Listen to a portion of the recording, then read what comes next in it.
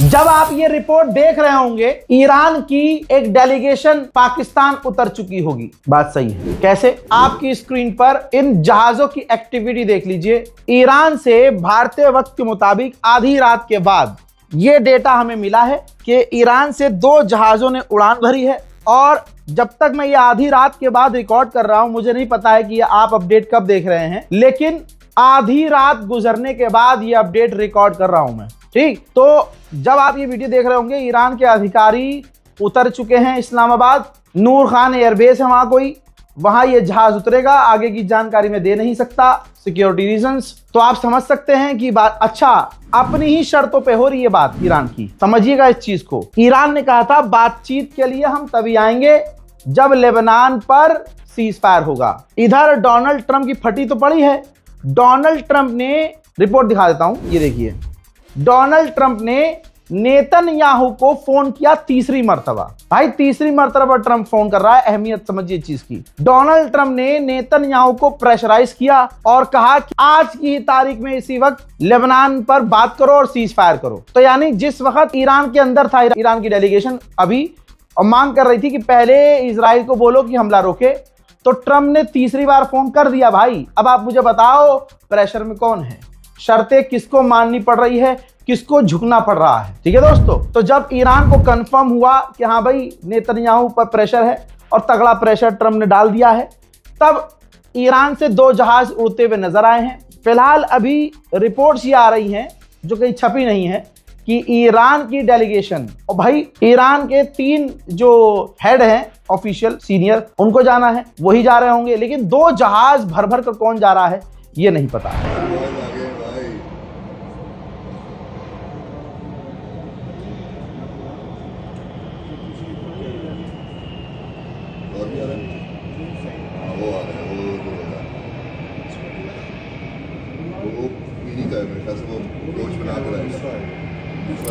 अब Donald Trump ने जो प्रेशर बनाया है, अगले 12-18 घंटे के अंदर कहा जा रहा है कि लेबनान में सीज फायर हो जाएगा, इजराइल लेबनान पर बमबारी बंद कर देगा। तो ये प्रेशर ईरान की तरफ से ट्रंप के अंदर गया और ट्रंप ने फिर डंडा किया नेतन्याहू। ये उसका असर है। वहीं मेरे दोस्तों, ईरान के पहुंचने से पहले सऊदी अरब के फाइनेंस मिनिस्टर पाकिस्तान पहुंचे हुए हैं, जहां पाकिस्तान के विदेश मंत्री, पाकिस्तान के प्रधानमंत्री, पाकिस्तान की पूरी डेलीगेशन बैठी हुई है और बात कर रही है। ऐसा लग रहा है कि अरब पहले ही पहुंचकर जिन जिन देशों को अपनी अपनी बात रखवानी है, अपने पापा, अपने वालिद मोहतरम पाकिस्तान से पहले ही अपनी बात रख रहे हैं कि भैया ये वाली बात रख देना ईरान के सामने, ईरान को इस चीज़ के लिए मनाना।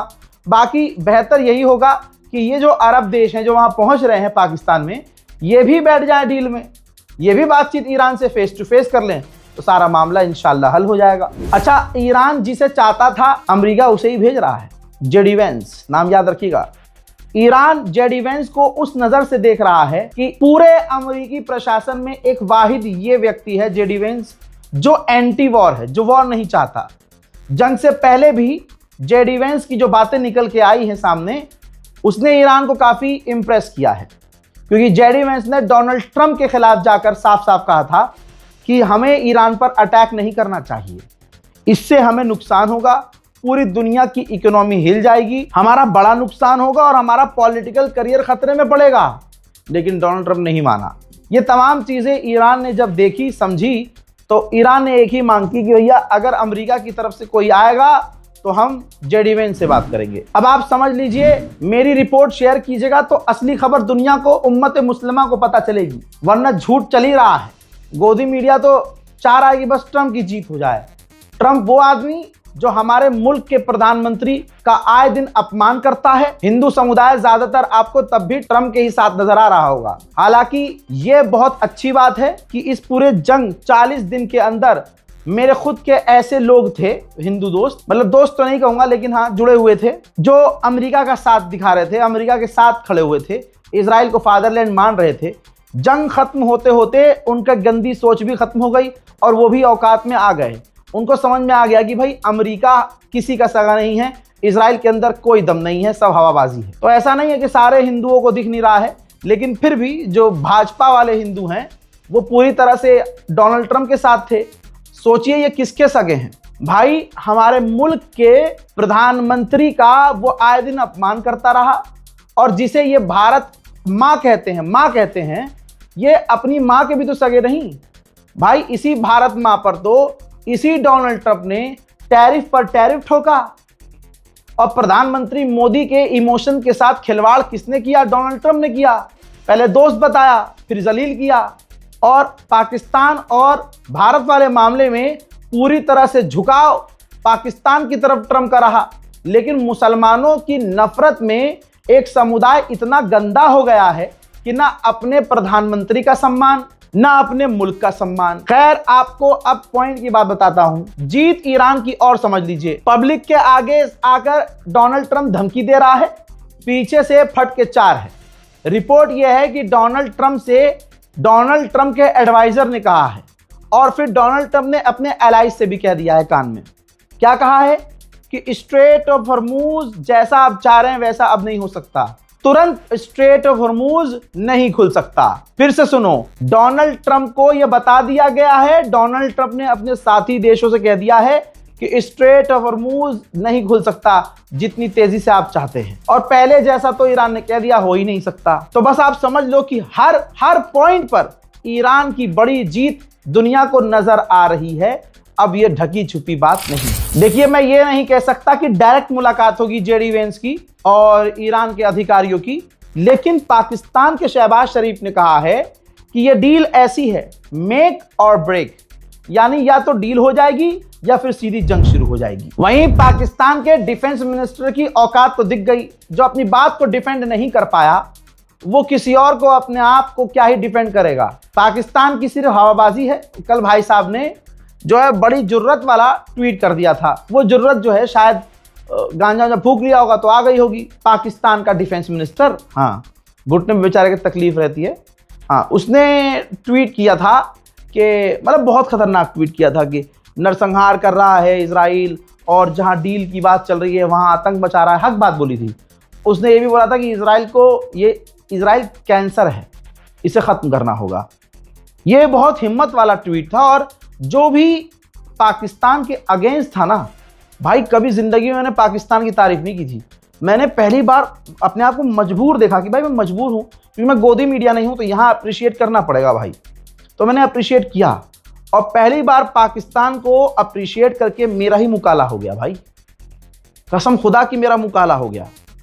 मेरी खबरें भाई साहब बहुत पक्की होती हैं। मुझे पता होता कि ये पाकिस्तान का डिफेंस मिनिस्टर 3 घंटे में नहीं टिकेगा, 3 घंटे में हक देगा, तो भाई मैं कभी बोलता ही नहीं, मैं पूरी खबर ही इग्नोर कर देता।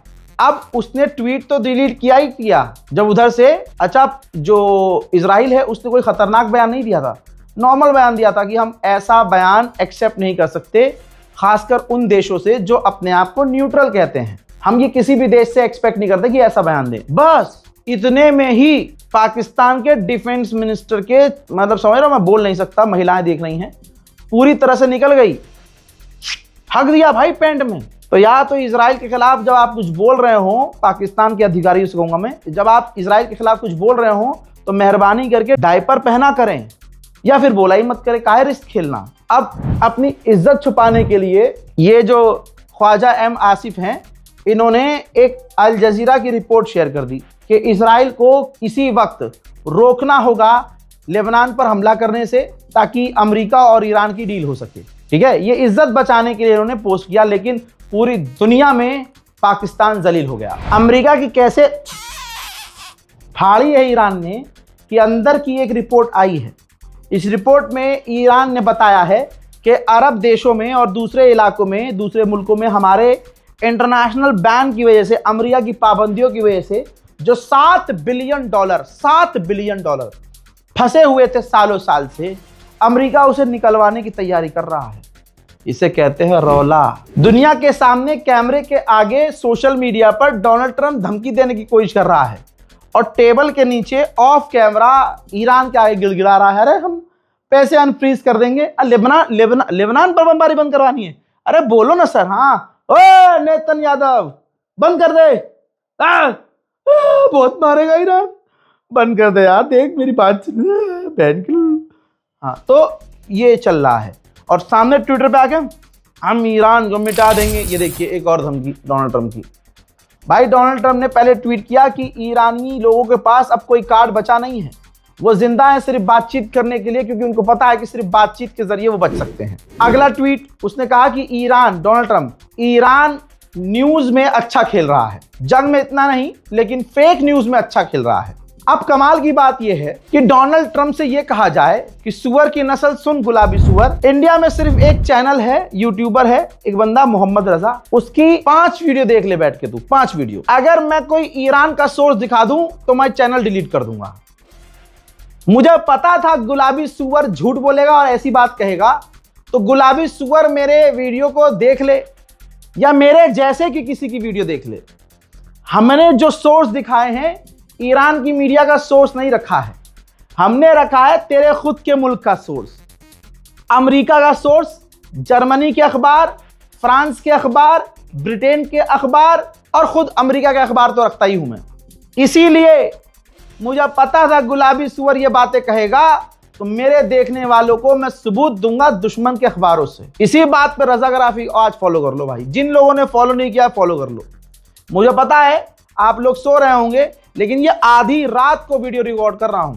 जंग खत्म है, सीज फायर है, 42वां दिन हो गया है। मैं और मेरी टीम दफ्तर में कंटिन्यू काम कर रहे हैं, कंटिन्यू। इसका अज्र अल्लाह तो देगा, लेकिन मैं अपनी उम्मत से चाहता हूं भाई फॉलो कर लो। आप तो सो रहे हैं, हम काम करे ही जा रहे हैं, करे ही जा रहे हैं, और हिम्मत इसलिए आ रही है क्योंकि आपका प्यार मिल रहा है। लेकिन सब्सक्राइब नहीं किया है तो आपका प्यार हम तक पहुंचेगा नहीं। मैं आपको बता दूं, जो खबरें मैं देता हूं आपको, मेरी उन खबरों को गोदी मीडिया 8 घंटे बाद देता है, और आप गवाह हैं इस बात के, इसलिए आप मुझसे प्यार करते हैं। अब एक और खबर दे रहा हूं आपको जो गोदी मीडिया 24 घंटे के बाद देगा या 12 घंटे के बाद। जब से सीज फायर हुआ है, या यूं कहूं कि पिछले 24 घंटे में सिर्फ एक टैंकर स्ट्रेट ऑफ हॉर्मुज से निकला है, वो भी फीस देकर, ईरान को चाइनीज करेंसी में पैसा देकर तब निकला है। अब बताओ, गुलाबी सुअर कह रहा है कि हम जीत गए, हमने यूं कर दिया, हमने वो कर दिया, घोप घोप तुम्हारे साथ हो गया है मुन्ना। मोहतरम हज़रात, इस रिपोर्ट को शेयर जरूर कीजिएगा।